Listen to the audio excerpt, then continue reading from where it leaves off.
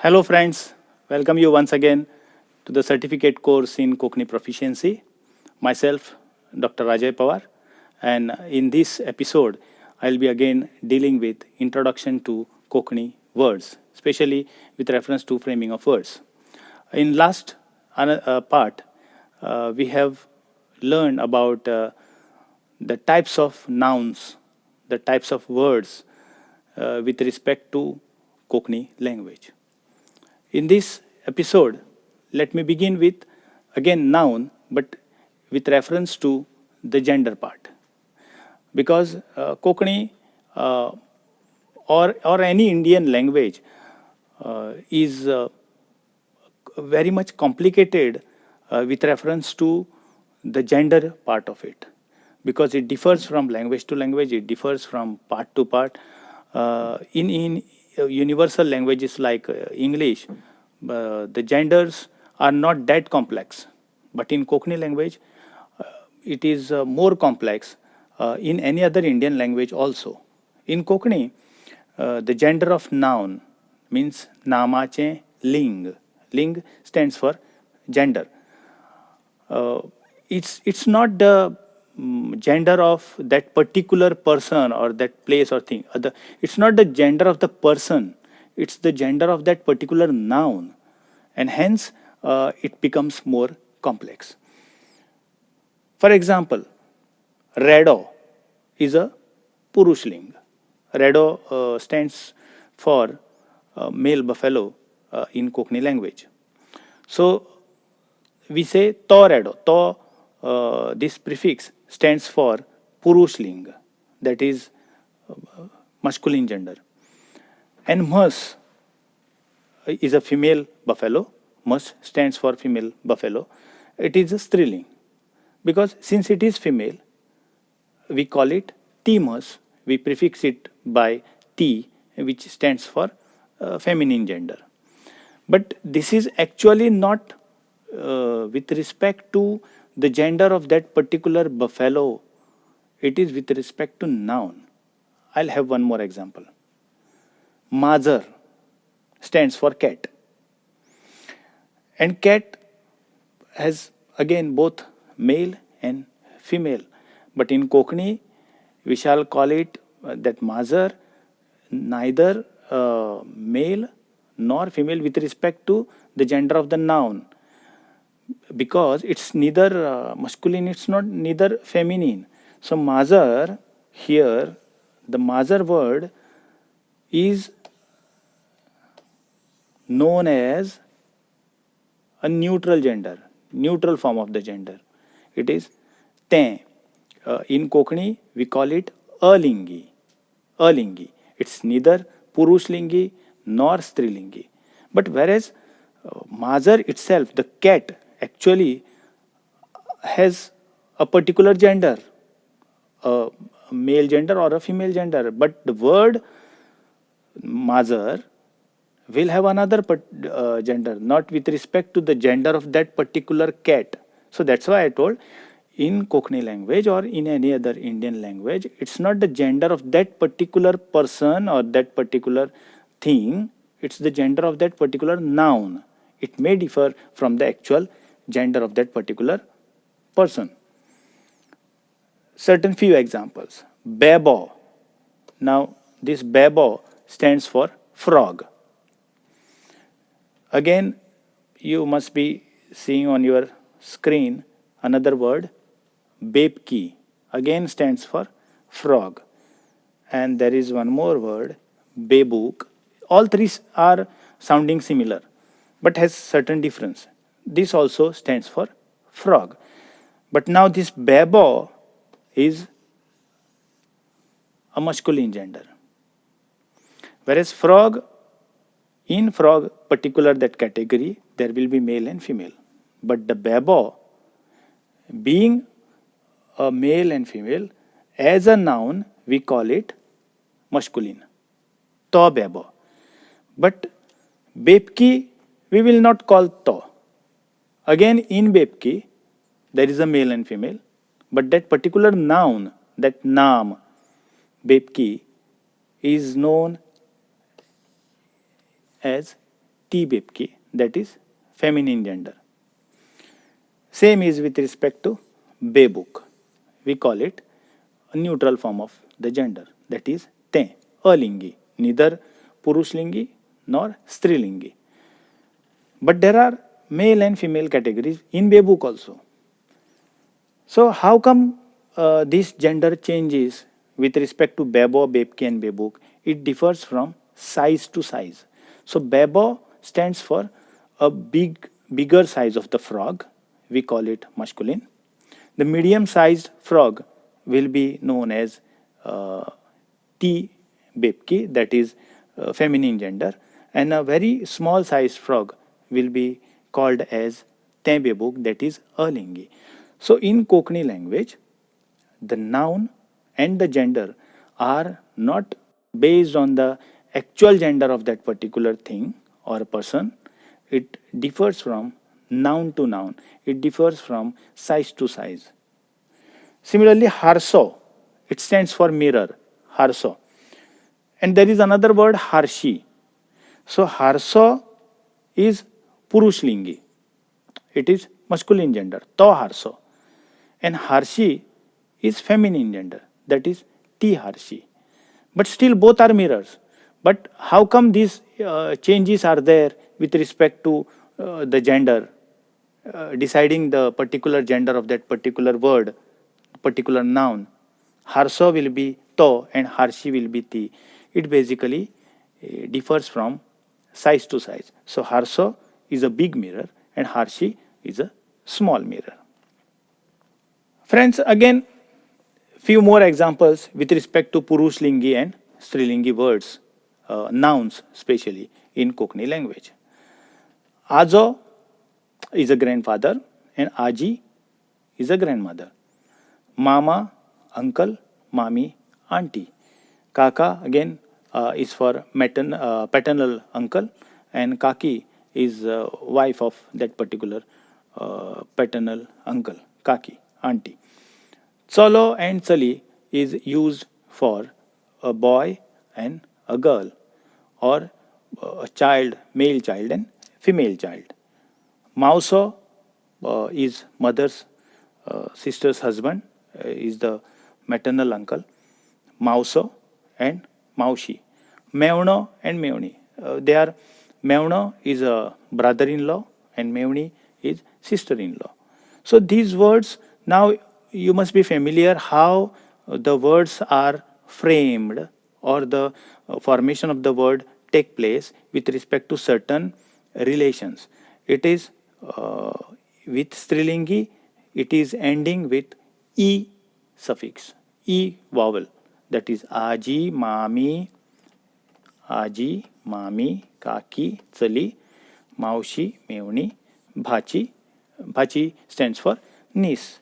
And here most of the times it is O. Cholo, Mauso, Mevno, Bhacho. So, but then with Strilingi, that is feminine gender, these certain words with respect to our relation, it ends with E. I have made it into two categories so that you understand it much better. Let us move to the another section.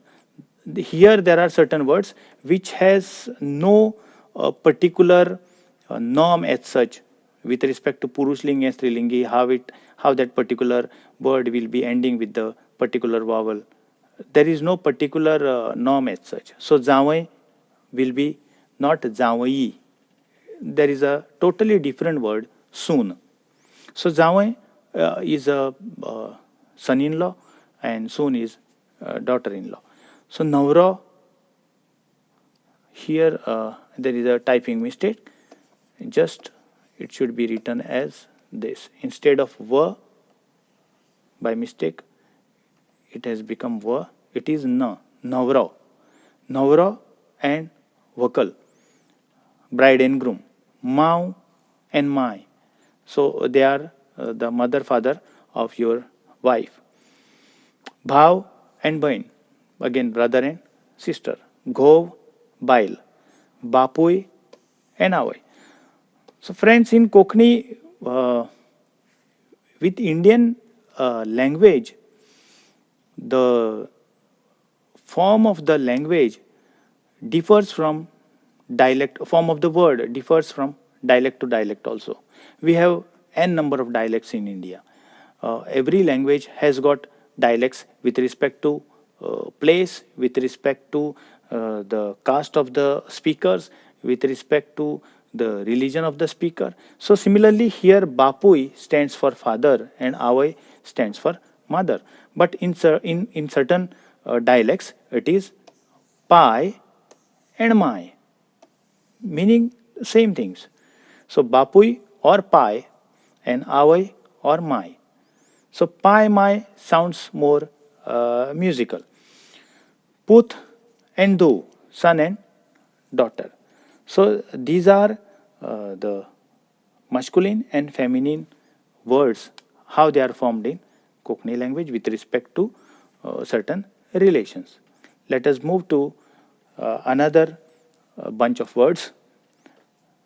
Masculine is a purushling, feminine is a striling, and neuter, that is a neutral form of gender, that is no gender. In English they call it, it's having no gender, aling. Darya, sea, these all the weekdays and months. These are Darya, these, that is sea, weekdays and months. May it be any sea, may it be any weekday or any month of the year. It always will be having Purushlingi gender, that is masculine gender. So Dongor means hills or mountain. Now let's come to this word. Wo Arabi Samudra. He kolvechi ved. He ती मांडवी न्हय. For the beach and river it is strilingi, whereas samudra, that is sea, it is purushlingi. Wo Arabi Samudra. Wo Aitar, that is Sunday. To Mangalar, Tuesday. They both are having masculine gender. To Wo stands for that particular gender. January again is Wo January. Wo April, month. So every month will be having a masculine gender. Similar is the case with any hill or mountain. So how the words are derived from Sanskrit. So I have already briefed you about the formation of the word in Konkani language with respect to the mixture of the two consonants. That is, Karn, we have derived Kan. The original word is Karn. Since it is Ra and Na joined together, we have made it more simpler in Konkani, and it is pronounced as Kan. Parn, Pan, that is leaf, is pronounced as Pan. Kankan in Sanskrit, and it is Kankan in Konkani, stands for bangles. Trina, you must be having heard about the Trunamul, that is grassroot level. So it is Tan, stands for grass. Grishma, these are certain complex forms, and we have made it in Konkani. It's a simpler form, that is Geem. Grishma is called as Geem. Grishma in Sanskrit, Konkani we call it Geem for summer. Aham and How. So these are certain norms with respect to masculine when a particular noun ends with U and O swar are masculine. That is Kaju, Raju, Ladu, Babu, Chiku, Natu, and similar other words I have given on this screen. You must be able to see U and O. I have marked it in particular color. So O, the word ends with O swar are masculine. Amo, Poiso, Ghodo, Redo, Uzo, Varo, all are masculine words. Similarly, there is another norm with respect to this gender. A noun that ends with a swar. These all are ending with a swar. All the words which are given here, all are ending with a swar. But it carries a. I have pronounced it differently from this. So this is a, and this I have marked as an arrow going upward. stands for the different pronunciation of this particular a, that is a, then a, then a. So a word ending with a swar which carries a, and o swar prior to that are masculine words. So here it is कण, घड, साकर, papad, word, all will be masculine. Similarly, prior to this there is a. So words ending with a are kan, vas, hat, pav, dad, all are masculine. Again, there is a word ending with a, but prior to that there is a, that is der, med, dev, paplet, stands for pomplate. Des means nation. Rakesh again is a word. O, oat, chor, more, chor is robber, more, peacock, kor is a shade, dor, thread, zor stands for fever. All are having masculine gender. So there is a norm which we have to follow while giving particular gender to that particular noun. And coming to the concluding part of this, I shall be telling you that with respect to feminine gender, any word ending with e, but there are certain words which does not follow this norm. That is, I have put them in this bracket. Dudi is a purushlingi, it's a masculine. Loni again is alingi. Hati again is purushlingi. Rest all words ending with e will carry feminine gender. Similar is the case with the nouns ending with these. These are known as sandhi swar. There is a clubbing of the two swar. Ai, I, ui, both are vowels. Two vowels, clubbing of the two vowels. So word ending with these types of vowels will carry a feminine gender. Sandhi swar is the clubbed vowels. Avai, kasai, parai, nhai. Nhai stands for river. Vai, a compound. Gai, you must be familiar with this word. It stands for cow. Durai is a distance. Zai is a particular flower. Again, ui. So, zui, flower. Mui, an ant. Sui, a needle. Bhui is this land. So, all these words ending with this particular sandhi swar will carry feminine gender. And to conclude, now nouns that end with e, u, and a swar are having neutral gender. That is tati, b, tati egg, b is a seed, zu which is used a plow that in the farm, goru again is cattle, taru is a boat, vasru a calf, kere banana, tale is a lake, mathe is our head, vare again is wind. So all will be having will be prefixed with te, te tati, te bi, which stands for neutral gender. And nouns that end with a carries a, and o prior to that particular swar. Prior to this a will be having neutral gender. That is, all these are ending with a, na, all are ending with a. But prior to that word, we have words carrying these swar, either a, this is pronounced as a, written as in this format. This is o, but pronounced as o. So here it is tonk, that is the tip. Pot, that is our stomach. Bor, it's a fruit, berry. Gol, gall is a hole. God, sweet. Similarly, tel, mader, shen, pear is guava, man is wax, shen, cow dung. So all these words will be having neutral gender, neither feminine nor masculine, but they will be having. These are certain norms with respect to the formation of the words, with respect to their gender and the noun. So, Dev Bare Karu.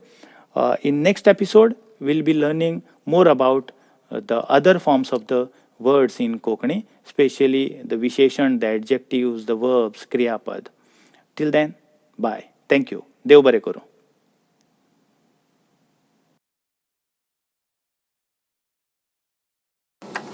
पहिली conclusion घेऊया पहिल्या पाठाचे होय.